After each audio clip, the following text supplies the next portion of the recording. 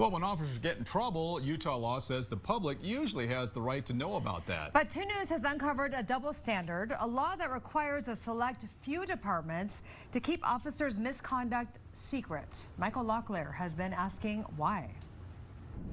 Excessive force, cases not properly investigated, even sexting on duty. These are some of the records I requested and got from law enforcement agencies across Utah, with one exception. The people have a right to know. On duty, out of line, and out of the public eye. I don't think that we need to publicize everything that an officer does. A 2 News investigation into what one attorney calls a different set of rules. Of all the agencies we asked, only one told me when their deputies get in trouble, that information is private. We're not trying to hide anything, but I do feel like we have to stand up for the officers sometimes and say, you know, we're people too. We make mistakes too. It's the Salt Lake County Sheriff's Office and Unified Police Department, which have 1,000 sworn officers. I was surprised I got these records from Salt Lake City Police, Utah County Sheriff's Office, Utah Highway Patrol, but not the agencies you oversee. Why not?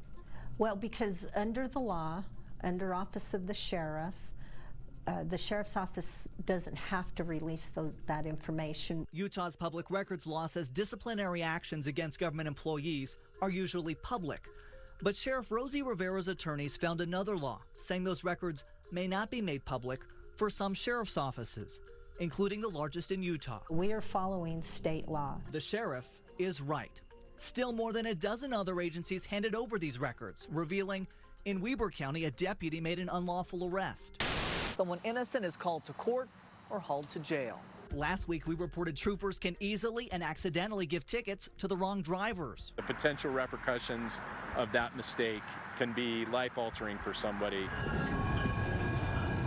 And on this Trax platform, people saw a transit officer do a bear hug takedown of a man, even with no evidence of a crime. The public serves as a check. Jeff Hunt is a First Amendment and media lawyer. The public will never find out about that if all suspensions are off limits to the public, unless the officer says, well, you can see my discipline. Which doesn't happen. No, it doesn't happen. Over several weeks, I emailed and called every county in the state with this question. Does your sheriff's office have a merit commission? A merit commission is 3 people who handle appeals, deputies fighting their discipline.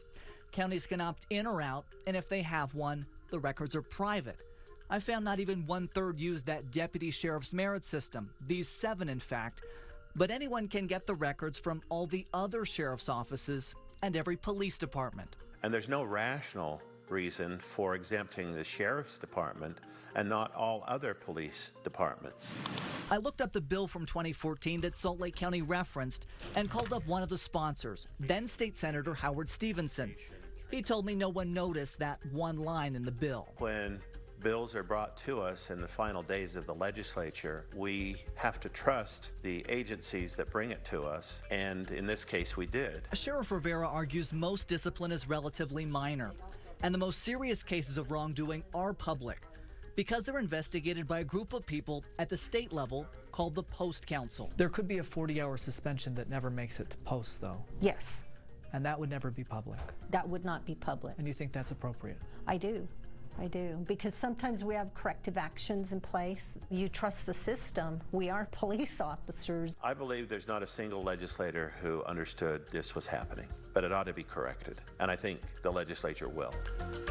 Michael Locklear, 2 News.